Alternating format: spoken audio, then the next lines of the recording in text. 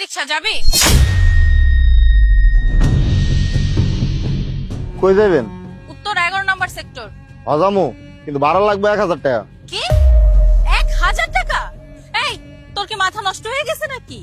এখান থেকে উত্তরার ভাড়া হয়েছে সর্বোচ্চ গেলে 200 টাকা। আমি যদি পাঠাও নিয়ে যাই 200 টাকাও নেয় না, আরো কম নেয়। তুই আমার কাছে ভাড়া চাইলে 250 টাকা চাইতে পারিস সর্বোচ্চ, আর তুই কিনা বলতেছিস 1000 টাকা? তোর মাথা না পুরো নষ্ট হয়ে গেছে? দেখেন আব্বা, রিক্সা আমার, নিয়েও যাবো আমি। 1000 টাকা লাগবে, হইলে আমার রিক্সায় ওঠেন, না হলে ওঠার দরকার নাই। আপনি যান গা। মামা যাবেন? মামা কই যাবেন?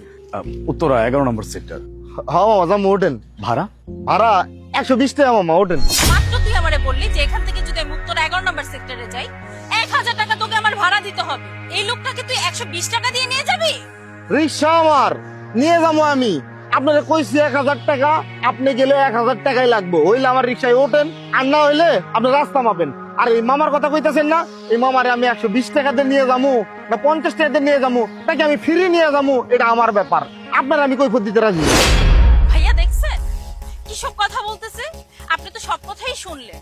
আমাকে বললো যে এখান থেকে উত্তর 11 নম্বর সেক্টর যেতে নাকি 1000 টাকা লাগবে, কিন্তু আপনাকে বলতেছে 120 টাকা। এখানে কি নাটক শুরু করছে? আচ্ছা ভাইয়া আপনিই বলুন তো, এটা কি ঠিক হচ্ছে?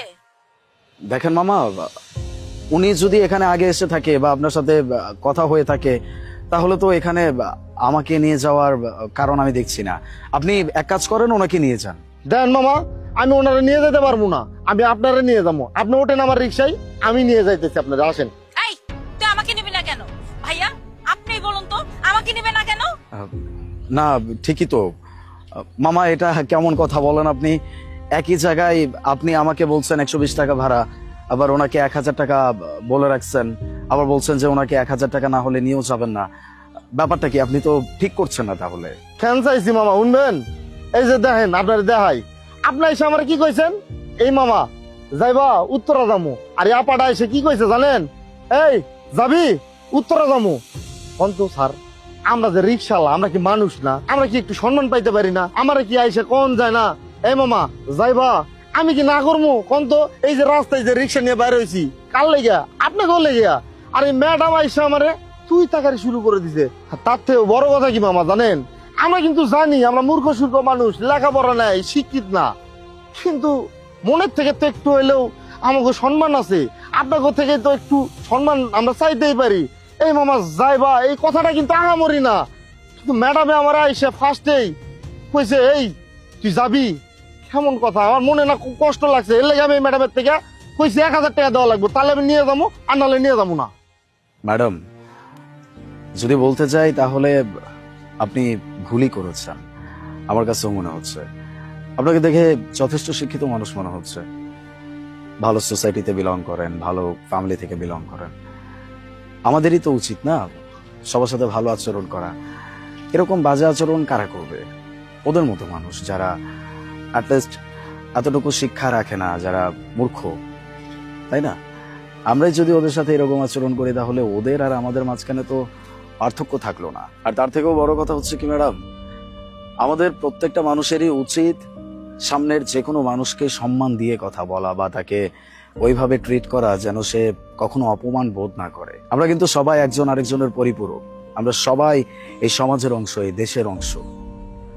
আমরা যদি আমাদের সমাজের অন্য আরেকটা মানুষকে অপমান করে কথা বলি, অসম্মান করে কথা বলি, সেটা কি আদৌ আমাদের জাতির জন্য গৌরবের কিছু না? কিন্তু এই যে দেখেন না, আপনি একটা জায়গায় যাবেন, একটা রিক্সাওয়ালা আপনার প্রয়োজন। এখন সেই রিক্সাওয়ালা আমাদেরই সমাজের মানুষ, তাকে আমাদের প্রয়োজনও। এদের সাথে যদি আমরা খারাপ আচরণ করি তাহলে এটা আমাদের কেমন শিক্ষা? আমার মনে হয় আপনার জায়গা থেকে আপনি আসলে ওনার সাথে ভুল করেছেন। আপনার অ্যাটলিস্ট ওনাকে একটা সরি বলা উচিত। জি ভাইয়া, আপনি একদম ঠিক কথাই বলছেন। আমারই ভুল হয়েছে, ওনার সাথে এরকম ব্যবহার করা আমার একদম উচিত হয়নি। মামা, আপনার সাথে যেরকম ব্যবহার করছি তার জন্য আমি খুবই দুঃখিত। আমার ভুল হয়েছে, এরকম আচরণ করা একদম ঠিক হয় নাই। আর আমি আপনাকে কথা দিচ্ছি, আজকের পর থেকে আমি সবাইকে ওরকম সম্মান দিয়েই আসবো, যে যার জায়গা থেকে ওরকম সম্মানই আমার থেকে পাবে। না না ম্যাডাম, আপনার মাপ চাইতে হইব না। আপনি যে আপনার ভুলটা বুঝতে পারছেন এটাই হইব, কিন্তু ম্যাডাম আপনারা কই আর পর থেকে কোন রিক্সাওয়ালা রে তুই তাকারি কইরেন না।